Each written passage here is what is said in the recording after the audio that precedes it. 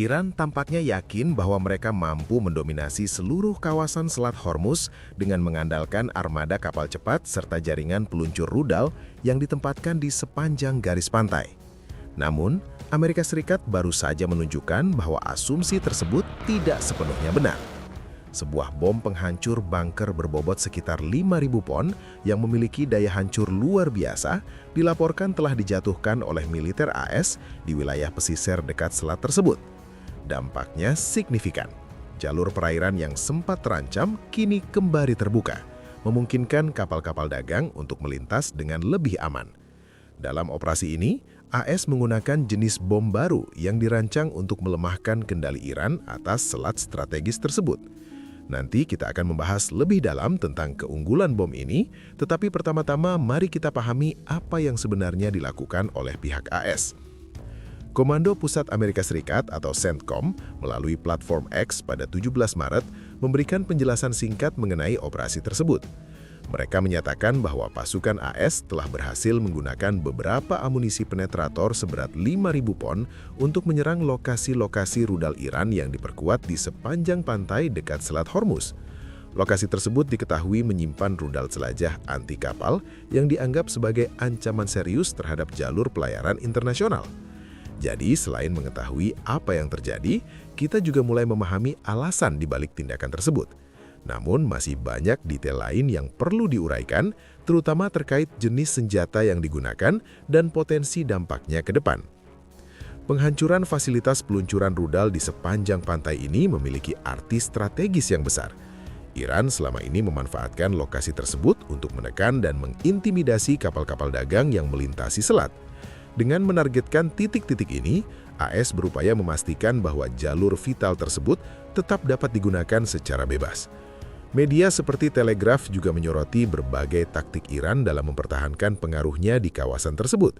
Salah satunya adalah penggunaan kapal cepat bersenjata yang dapat dengan lincah bergerak masuk dan keluar selat untuk menyerang target. Meski demikian, ancaman yang lebih serius justru datang dari rudal anti kapal yang dimiliki Iran. Berbeda dengan kapal cepat yang relatif lebih mudah dilacak dan diserang dari udara, rudal-rudal ini jauh lebih sulit untuk dinetralisir. Beberapa di antaranya, seperti sistem yang dipasang pada kendaraan bergerak, memungkinkan peluncuran dari berbagai lokasi dengan fleksibilitas tinggi. Jangkauan rudal tersebut juga sangat luas, mulai dari puluhan hingga ratusan mil, mencakup hampir seluruh area Selat Hormuz. Bahkan, Iran juga memiliki rudal dengan jangkauan yang jauh lebih panjang yang mampu mengancam wilayah di luar selat itu sendiri. Ketika ditambah dengan pengembangan rudal balistik anti kapal yang dilengkapi sistem navigasi modern, ancaman terhadap jalur pelayaran menjadi semakin kompleks. Inilah sebabnya mengapa AS tidak hanya menargetkan persenjataan, tetapi juga berfokus pada infrastruktur peluncurannya. Menghancurkan peluncur rudal menjadi langkah yang lebih efektif karena tanpa sistem peluncuran, rudal secanggih apapun tidak dapat digunakan. Tantangannya, Iran menyembunyikan banyak peluncur tersebut di lokasi yang sulit dijangkau seperti terowongan bawah tanah atau di dalam pegunungan. Target seperti ini tidak bisa dihancurkan dengan bom konvensional biasa. Oleh karena itu, diperlukan senjata khusus dengan kemampuan penetrasi tinggi. Disinilah peran bom GBU-72 menjadi penting. Bom ini merupakan amunisi penetrator berbobot 5.000 pon yang dirancang khusus untuk menembus struktur yang diperkuat dan target bawah tanah. Senjata ini merupakan bagian dari pengembangan berkelanjutan AS dalam menciptakan bom penghancur bunker yang lebih canggih. Meskipun AS sebelumnya telah menggunakan bom dengan daya hancur lebih besar, penggunaan GBU-72 dalam konteks ini dianggap berbeda. Beberapa analis menyebut bahwa ini kemungkinan merupakan penggunaan pertama dari jenis senjata tersebut dalam operasi militer nyata. Namun ada juga laporan yang menyebut bahwa senjata ini mungkin pernah digunakan sebelumnya di wilayah konflik yang melibatkan kelompok yang memiliki hubungan dengan Iran. Jika laporan tersebut benar, maka Iran mungkin sudah pernah menghadapi jenis ancaman ini sebelumnya. Namun yang jelas, dalam situasi saat ini, Iran tampaknya belum mampu mencegah efektivitas serangan tersebut. Setelah hampir 2 tahun sejak dugaan penggunaan sebelumnya, hasilnya tetap sama. Fasilitas peluncuran rudal yang tersembunyi berhasil dihancurkan dan kemampuan Iran untuk mengancam jalur pelayaran di kawasan tersebut pun mengalami penurunan signifikan. Bagaimana Iran bisa merespons situasi ini? GBU-72 jelas merupakan senjata yang sangat canggih dan mengesankan. Kita akan membahas alasan dibalik keunggulannya, sekaligus menjelaskan bagaimana Amerika Serikat mengoperasikan bom penghancur bunker terbarunya dan apa dampaknya terhadap posisi Iran di Selat Hormuz. Namun sebelum masuk ke sana, topik seperti inilah yang biasa dibahas dalam program militer kami. Jika Anda tertarik dengan analisis semacam ini, pastikan untuk mengikuti saluran tersebut karena pembahasan serupa hadir secara rutin setiap minggunya. Kembali ke GBU-72. Ada alasan kuat mengapa Israel berupaya mendapatkan senjata ini dari Amerika Serikat. Informasi yang tersedia menunjukkan bahwa bom ini awalnya dikembangkan sebagai pengganti GBU-28, sebuah penghancur bunker berbobot 5.000 pon yang mulai digunakan sejak 1991. Meskipun GBU-28 terbukti efektif di masa lalu, usia lebih dari 3 dekade membuatnya dianggap kurang optimal untuk menghadapi target bawah tanah modern seperti bunker Iran yang semakin kompleks dan diperkuat. Angkatan Udara AS diketahui mulai memperkenalkan GBU-72 ketika mereka mengumumkan bahwa bom tersebut berhasil diuji dengan dijatuhkan dari pesawat tempur F-15E Strike Eagle. Informasi ini sekaligus memberikan gambaran tentang bagaimana senjata tersebut kemungkinan digunakan dalam operasi di Selat Hormuz. Selain itu, pada tahun 2024 juga sempat beredar gambar pesawat pembom B-1 yang membawa GBU-72 di pylon eksternal, menandakan AS memiliki lebih dari satu platform untuk mengerahkan bom ini. Kebetulan, pesawat B-1 tersebut dilaporkan dalam kondisi siaga di pangkalan RAF, siap menjalankan misi kapan saja diperlukan. Iran sendiri bukan pihak yang sepenuhnya asing dengan dampak GBU-72. Ada kemungkinan mereka akan menghadapi lebih banyak serangan serupa dalam waktu dekat. Mengenai spesifikasi bom tersebut, beberapa laporan menyebut bahwa GBU-72 menggabungkan hulu ledak penetrasi BLU-138B dengan varian kit JDAM. Kit ini dilengkapi sistem navigasi GPS dan inersia, memungkinkan bom diarahkan secara presisi dari jarak aman. Dengan demikian, pesawat peluncur dapat mengurangi risiko terkena serangan balasan dari sistem pertahanan udara lawan. Meski demikian, efektivitas pertahanan udara Iran sendiri dipertanyakan. Setelah berbagai operasi militer sebelumnya, termasuk serangan besar yang menghantam jaringan pertahanan udara mereka, kemampuan Iran disebut telah berkurang drastis.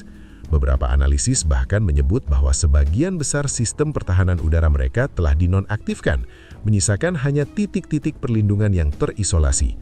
Menariknya, komposisi bahan peledak dalam GBU-72 diduga menggunakan kombinasi AFX-757 dan PBXN-109 yang juga digunakan dalam bom penghancur bunker lainnya.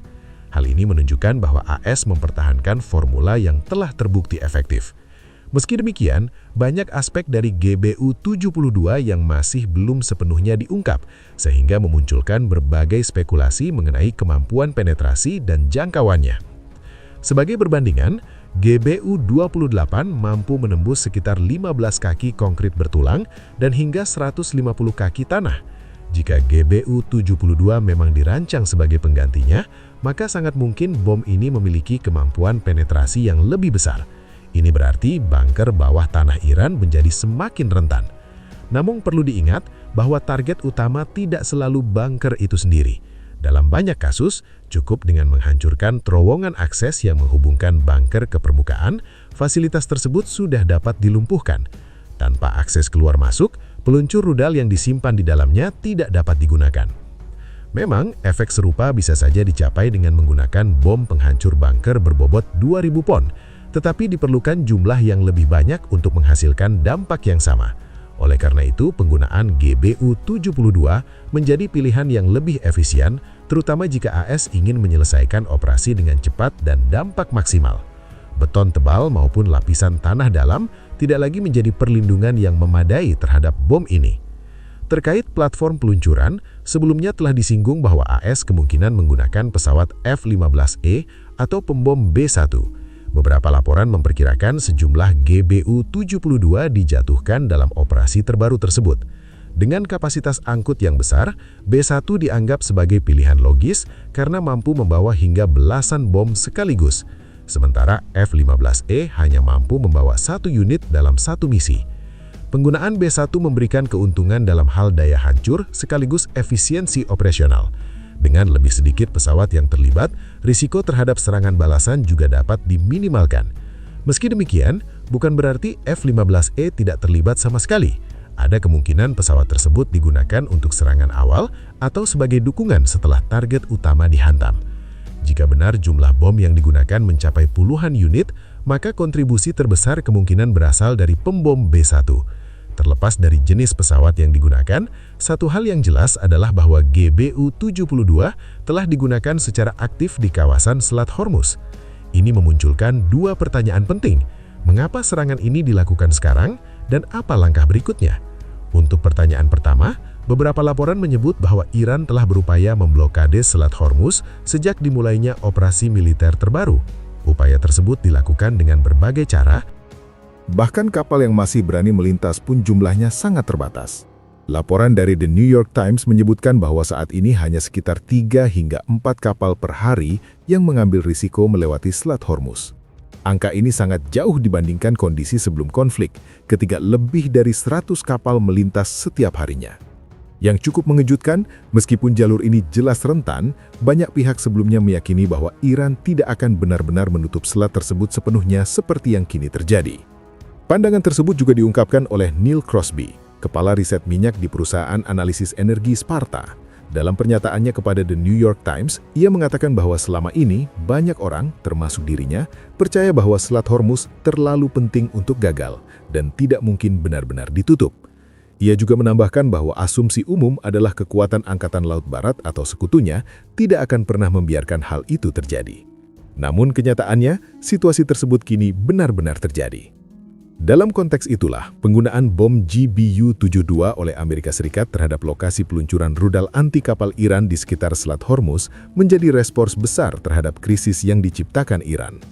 Hal ini membawa kita kembali pada pertanyaan berikutnya, apa yang akan terjadi setelah ini? Kemungkinan besar operasi serupa akan terus berlanjut. Amerika Serikat sendiri telah memberikan sinyal kuat ke arah itu. Komandan CENTCOM, Brad Cooper, menegaskan bahwa fokus utama AS adalah menetralisir ancaman Iran terhadap kebebasan pelayaran di Selat Hormuz. Ia menyatakan bahwa para pilot AS secara aktif memburu target secara dinamis, mengidentifikasi dan menghancurkannya secara real-time. Ia juga menegaskan bahwa operasi tersebut tidak akan dihentikan. Selain itu, kehadiran militer AS yang besar di kawasan tersebut kemungkinan juga digunakan untuk mengumpulkan intelijen tambahan. Tujuannya adalah menemukan lokasi peluncur rudal lain yang mungkin belum terdeteksi dalam serangan awal. Dengan pesawat pembom B-1 yang masih siaga di RAF Fairford, ada kemungkinan besar serangan serupa akan kembali dilakukan dalam waktu dekat. Sinyal eskalasi juga datang dari Donald Trump, yang pada 22 Maret memberikan peringatan keras kepada Iran. Ia menyatakan bahwa Iran memiliki waktu 48 jam untuk membuka kembali Selat Hormuz. Jika tidak, AS mengancam akan menargetkan infrastruktur penting dalam negeri Iran, termasuk fasilitas pembangkit listrik. Di sisi lain, Iran tampaknya tidak sepenuhnya mundur menghadapi tekanan ini. Juru bicara pemerintah, Muhammad Bakar Kalibah, melalui platform X, menanggapi ancaman tersebut dengan peringatan balasan. Ia menyatakan bahwa jika infrastruktur vital Iran diserang, maka fasilitas energi dan minyak di seluruh kawasan juga akan dianggap sebagai target sah dan berpotensi dihancurkan, yang pada akhirnya akan menjaga harga minyak tetap tinggi dalam jangka panjang. Meski demikian, ada indikasi bahwa tekanan militer AS mulai memberikan dampak. Pada 22 Maret, Reuters melaporkan bahwa Iran menyatakan kesediaannya untuk membuka kembali Selat Hormuz bagi semua kapal, kecuali yang dianggap terkait dengan musuh. Langkah ini dinilai sebagai upaya Iran untuk membuka ruang diplomasi di tengah tekanan yang semakin besar. Namun pernyataan tersebut juga menimbulkan banyak pertanyaan. Tidak jelas kapal mana saja yang akan dianggap terkait dengan Amerika Serikat. Tentu saja kapal militer AS termasuk di dalamnya, tetapi bagaimana dengan kapal dagang dari negara anggota NATO atau negara lain yang memiliki hubungan ekonomi dengan AS? Apakah mereka juga akan menjadi target? Atau apakah langkah ini merupakan cara Iran untuk terlihat patuh terhadap tenggat waktu tanpa benar-benar mundur? Beberapa hari ke depan akan menjadi penentu. Aktivitas pelayaran, baik yang tetap berjalan maupun yang terhenti, akan memberikan gambaran lebih jelas tentang arah situasi ini. Sementara itu, Donald Trump juga kembali menyinggung peran sekutu.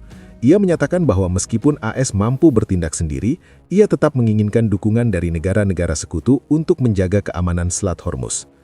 Pernyataan ini muncul bersamaan dengan kritiknya terhadap NATO yang dianggap kurang berkontribusi dalam situasi tersebut.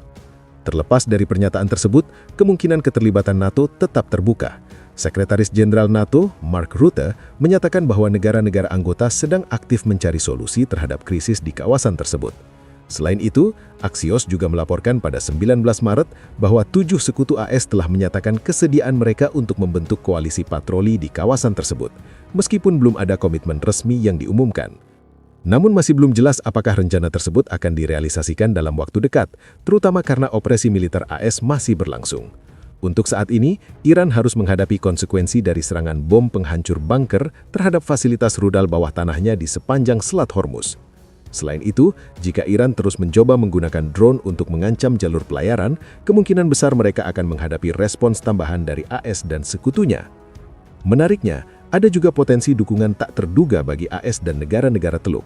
Bantuan tersebut disebut-sebut dapat datang dari Ukraina, khususnya dalam bentuk teknologi drone pencegat yang dapat digunakan untuk menghadapi ancaman udara di kawasan tersebut.